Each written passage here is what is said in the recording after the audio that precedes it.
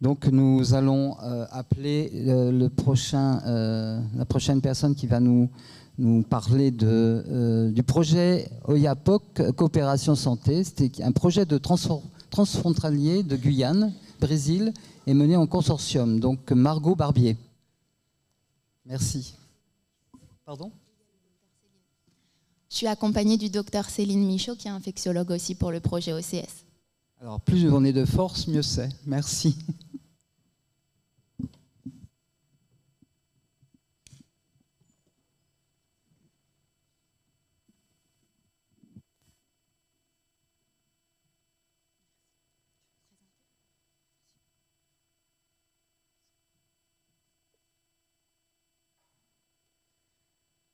Bonjour à tous. Déjà, merci pour l'opportunité. Vous m'entendez bien ? Oui. Merci pour l'opportunité de présentation et merci au Corévi de Guyane plus généralement pour son soutien sur le projet OCS. Du coup, moi, je suis Margot Barbier, je suis chargée de projet au sein de l'association ID Santé. Et Céline Michaud, je suis une des infectiologues à la coordination des centres délocalisés de prévention et de soins pour le CHC de Guyane et aussi coordinatrice médicale sur le projet OCS. Du coup, le projet OCS qu'on va vous présenter aujourd'hui, en quelques mots, c'est un projet transfrontalier entre la Guyane et le Brésil qui porte une approche globale et positive des droits et de la santé sexuelle et reproductive. Et l'idée de l'intervention, ça va être de montrer comment ce projet s'est construit pour répondre aux besoins d'un territoire spécifique, le territoire de la frontière qu'on appelle le bassin de l'OIAPOC, et quelles activités ont été mises en place sur ces 6,5 dernières années. Quels résultats et quelles sont les perspectives aussi de ce projet. Donc d'abord le contexte du bassin de l'OIAPOC. On voit la carte de la frontière. Du coup, la France et le Brésil partagent 730 km de frontière qui se manifestent par le fleuve OIAPOC. De part et d'autre, il y a deux communes, la commune d'OIAPOC et la commune de Saint-Georges de l'OIAPOC côté Guyane, OIAPOC côté Brésil. Ces deux communes partagent des caractéristiques proches, puisqu'elles sont toutes les deux isolées par rapport aux centralités administratives, sanitaires, économiques de leur région de rattachement. Elles présentent jusqu'à des milliers de kilomètres avec les capitales nationales de leur état de rattachement et plusieurs centaines de kilomètres par rapport aux capitales régionales. Donc quelques centaines de kilomètres entre Saint-Georges de l'OIAPOC et Cayenne et presque 10 heures de trajet entre Macapá, la capitale de l'état de l'Amapá, et Oiapoque à la frontière. Du fait de cet isolement, les populations partagent des caractéristiques aussi communes et elles communiquent beaucoup entre elles avec des déplacements fréquents des proches, de la famille, des liens amicaux et familiaux de part et d'autre de la frontière. Elles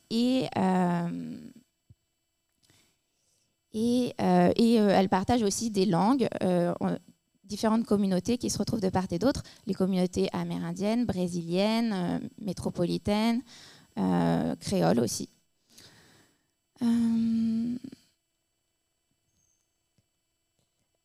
Elles partagent aussi une vulnérabilité, la précarité, avec des faibles niveaux d'éducation et d'emploi.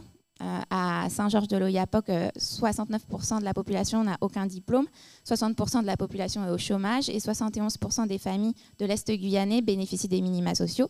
Et enfin, ce territoire fait l'objet d'enjeux particuliers. C'est une plaque stratégique pour de nombreux trafics, que ce soit l'orpaillage, l'immigration illégale, le travail du sexe ou la drogue. Ce qui fait qu'elles ont cette région a des enjeux de santé publique partagés du coup, entre le Brésil et la France. Par exemple, sur les grossesses, on a un fort taux de fécondité des deux côtés, avec 90% des moins de 25 ans qui sont parents côté Guyane, avec une législation sur l'IVG différente entre la Guyane et le Brésil, un fort recours côté Guyane et une législation très restrictive côté Brésil. Sur les violences, il y a une forte prévalence des violences conjugales et des violences sexuelles. La Guyane est la région de France avec le taux de viol et le taux de violence conjugale le plus élevé. Et le Brésil, de son côté, et en particulier l'État de l'Amapá, compte 2,5 féminicides pour 100 000 femmes. C'est le double de la situation au niveau fédéral. Côté VIH, comme on l'a vu beaucoup hier, malgré des avancées, la Guyane reste la région la plus touchée d'Hexagone. de France plutôt, et avec notamment du dépistage tardif et des caractéristiques de l'épidémie qui témoignent d'une circulation de l'épidémie sur la zone et qu'elle transcende les frontières. Donc c'est pourquoi il a été pensé un projet transfrontalier. L'idée a émergé notamment à partir de 2015, mais aussi il y avait déjà cette idée de développer une prise en charge du VIH à la frontière, à Oiapoque, côté Brésil, par les autorités brésiliennes, parce qu'il n'y avait pas de prise en charge possible à la frontière. Il fallait aller du coup dans cette capitale régionale, Macapá.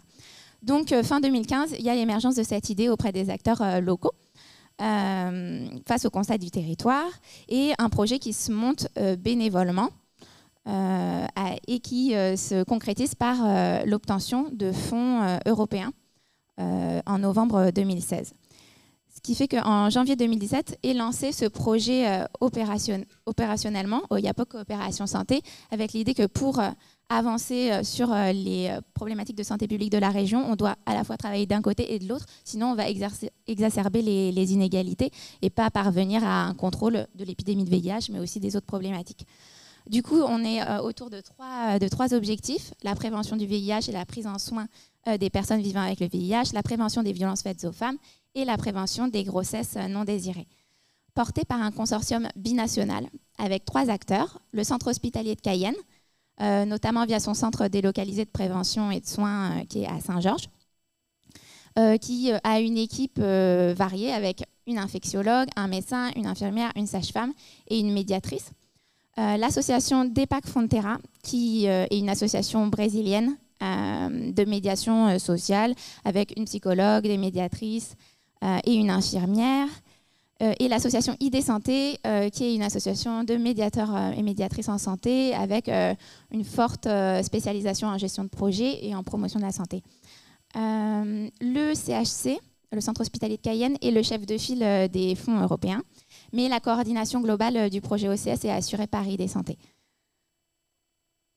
Du coup, on va passer aux résultats. D'abord sur la prévention globale, malgré les 3 objectifs spécifiques, on a vraiment une approche globale sur la prévention. Du coup, qui a eu comme action, dès le début du projet, un cycle d'abord de formation binationale des acteurs ressources sur les DSSR. Et ensuite, on a renforcé la prévention directement auprès des populations locales, ce qui a abouti en 2021 à la création d'un espace ressources unique et dédié à la prévention et à la santé sexuelle et reproductive à Saint-Georges, qui s'appelle CASID et qui présente une approche généraliste. C'est un espace qui est ouvert à tous pour favoriser l'accès à l'information et l'entrée dans la prévention et le soin en santé sexuelle et reproductive avec différentes activités qui ciblent les jeunes, les femmes, des communautés spécifiques comme la communauté LGBTQIA+, voilà, avec une offre de dépistage communautaire aussi. Il y a un renforcement aussi du Centro de Apoio à Oiapoque qui est porté par l'association brésilienne DEPAC Fronteira et qui fait aussi de l'écoute sociale, de l'hébergement pour les personnes vivant avec le VIH et d'autres personnes vulnérables et de la prévention. Et on a en commun avec l'association brésilienne de mettre en œuvre des animations d'éducation à la vie affective, sociale et sexuelle en milieu scolaire. Je vais passer la parole à Céline Michaud pour les résultats sur le VIH. Voilà, donc ce qui était extrêmement important dans ce projet, c'était de pouvoir monter une action à la frontière et de développer des parcours de soins et une prise en soins à la frontière pour des personnes qui sont souvent dans des mouvements un peu pendulaires au niveau du fleuve et qui ont des ressources des 2 côtés. Donc une fois que la file active des personnes vivant avec le VIH avait été un petit peu structurée du côté de Saint-Georges, avec le rattrapage des perdus de vue, l'optimisation des dépistages, l'enjeu était vraiment de pouvoir offrir une offre de soins du côté Brésil, avec aussi en arrière-fond ce concept qu'il fallait vraiment qu'on travaille ensemble avec les Brésiliens et que ce ne soit pas comme dans certains projets où une structure française européenne va dicter ce qu'il faut faire au pays d'à côté. Et nous, ça nous tenait vraiment à cœur qu'on puisse avancer de concert et créer un système qui fonctionne globalement et qui offre une qualité de soins bonne des deux côtés de la frontière. Donc tout le plaidoyer, l'enjeu de la première partie du projet sur la prise en soin du VIH a été de faire du lobby et de contribuer à la création de ce qu'on appelle la première ligne, Primera Línea, qui correspond à une offre de soins de premier recours pour les personnes vivant avec le VIH, qui sont bien contrôlées sur le plan immunovirologique. Et ce lieu d'accueil, avec une équipe dédiée du côté brésilien, embauchée par la municipalité d'Oiapoque, est opérationnel depuis mars 2019. Ça a été gagnant à tous les plans. Déjà parce que ça a renforcé la confiance de l'ensemble des acteurs envers le système brésilien, qui ont pu voir que finalement c'était possible d'ouvrir cette structure avec une prise en soins et un accompagnement qui était de qualité. Et également ça a pu optimiser le nombre de nouvelles personnes diagnostiquées et prises en charge à la frontière. Et on voit qu'entre 2017 et 2023, le nombre de patients pris en charge dans cette zone a plus que quadruplé. Avec des parcours de soins qui ont été développés, des réunions qui sont organisées régulièrement et une confiance de l'ensemble de la population qui au départ était très réticente à faire un suivi du côté brésilien qui finalement s'est calmé et a été rassuré par ce système qui jusqu'à présent fonctionne bien et a continué à bien fonctionner même pendant le Covid. Et pour le système de soins français, il y avait un enjeu à la fois de ressources humaines, puisque le nombre de patients brésiliens vivant au Brésil augmentait beaucoup et les ressources du côté français ne suivaient pas forcément. Donc il y avait ce premier enjeu-là, et puis il y avait le second enjeu qui était financier et qui a permis d'être vraiment un levier au niveau des autorités sanitaires pour pouvoir développer ce projet. Et on a eu vraiment l'appui de l'ensemble des structures, que ce soit l'ARS, la préfecture, l'hôpital de Cayenne, le Corévi, etc. Je trouvais ça important que vous ayez quelque part un petit peu des données chiffrées. Actuellement, on a une file active de plus de 150 personnes à la frontière, en sachant qu'il y a une quarantaine de personnes qui continuent à être suivies des deux côtés, puisque le postulat, c'est que l'équipe du projet OCS accompagne l'ensemble des personnes. Les patients à Saint-Georges sont plutôt des gens habitant à Saint-Georges, et qui sont soit stade sida avec des complications, soit bien contrôlés sur le plan immunovirologique. Et par contre, pour les patients brésiliens vivant au Brésil, l'idée c'est que si leur VIH est mal contrôlé ou qu'il y a des complications, ils sont accompagnés du côté français avec toute la prise en soins, les hospitalisations éventuelles, les contrôles paracliniques ou spécialistes qui sont faits, et qu'une fois qu'on a stabilisé leur situation clinique, qu'ils puissent poursuivre leur suivi du côté Brésil. Et donc il y a aussi ces mouvements à la fois de professionnels mais éventuellement de patients, avec des possibilités éventuellement de faire du dépistage gynécologique du côté français pour des patients qui seraient suivis intégralement du côté brésilien. Et donc il y a vraiment ces va-et-vient qui sont organisés et qui sont extrêmement intéressants, qui sont un petit peu schématisés par le diagramme de Sankey, qui est un peu compliqué mais qui montre malgré tout que donc les patients, les lignes vertes sont les patients bien suivis, les lignes rouges sont les patients perdus de vue qui pourraient être remis dans le soin, et on voit comme ça ces mouvements de va-et-vient entre les différents côtés de la frontière, et puis aussi le suivi qui est parfois compliqué pour des patients qui sont pour la plupart extrêmement précaires. Ce qu'il faut dire, c'est que un accès simple à un suivi de qualité s'est beaucoup amélioré à partir de 2019, a été maintenu pendant le Covid, puisqu'on a réussi à maintenir actives nos structures pendant le Covid, avec quelque chose qu'on avait réussi à mettre en place, qui est la venue des patients qui vivaient au Brésil. Et même quand la frontière était fermée, ils ont pu accéder au système français quand ils en avaient besoin. On avait des autorisations préfectorales spéciales. Et à un moment donné, on était assez fiers dans la zone de dire que finalement, les personnes vivant avec le VIH étaient les seules personnes qui pouvaient passer la frontière pendant le Covid, au moment où tout était fermé. Le projet a aussi également permis de rattraper un grand nombre de pertes de vue, puisque c'est des patients qui sont précaires, qui sont souvent éloignés du soin.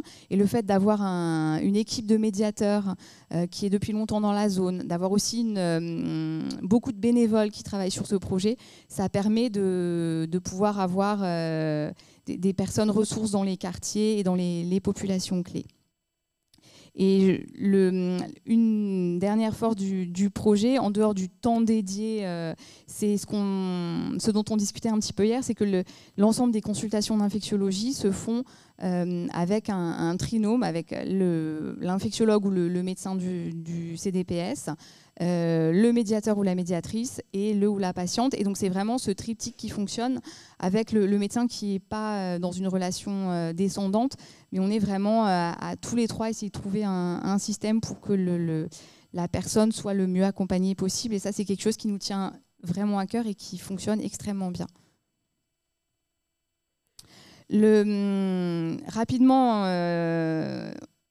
dès 2017, le projet a commencé, on s'est rendu compte que les gens étaient dépistés tardivement, qu'il y avait une épidémie cachée qui était probablement très importante dans la zone, avec des mouvements de population autour de l'orpaillage, autour de personnes qui pourraient migrer à la frontière pour des échanges économico-sexuels. Et donc c'était extrêmement important de renforcer le dépistage à un moment donné où finalement, dans la routine des soins, les personnes ne proposaient pas forcément de dépistage VIH, les TROD étaient pas faits en manière très importante. Et de toute façon, tous ces outils, on l'a bien vu hier, dépendent des ressources humaines, du temps, de la disponibilité des outils. Et donc c'est quand même un enjeu. Et le fait d'avoir du personnel dédié, de la sensibilisation en continu grâce au projet OCS, permet d'optimiser un petit peu ces propositions de dépistage, que ce soit dans le système de soins classique, mais aussi au niveau associatif, et également dans des grandes campagnes de dépistage hors les murs qu'on organise maintenant depuis 2 ans, depuis 2022, avec 1 à 2 semaines organisées hors les murs, une 60aine d'intervenants de différentes structures. On se pose dans les quartiers, soit dans des spots fixes où des médiateurs vont chercher les personnes à la maison pour leur proposer le dépistage. C'est une offre de dépistage multiple avec VIH, syphilis, VHB, VHC du côté brésilien et VHB, VHC, VIH du côté français, puisque le décret pour la syphilis vient de tomber, enfin n'est pas encore tombé, mais la notification vient d'être signée. Et donc là, sur les 2 dernières campagnes qu'on a organisées, on a pu dépister à chaque fois plus que 500 personnes, en particulier du côté brésilien, mais également du côté français. On a organisé des dépistages à domicile. C'est à peu près 1/3 des personnes qui ont été dépistées à la maison. C'est quelque chose qui, comme le disait notre collègue hier, est extrêmement bien accepté et pertinent. Et les gens sont extrêmement contents qu'on puisse aller à domicile. Et selon les quartiers, pour éviter la stigmatisation, on offrait éventuellement aussi des colis alimentaires et on proposait aussi un dépistage tension et diabète, qui est aussi un problème majeur dans la zone. On avait profité de ces grandes campagnes pour essayer de sonder un petit peu le vécu du dépistage et de la prise en soin pendant le Covid. Et on avait fait passer des questionnaires à l'ensemble des personnes qui étaient dépistées.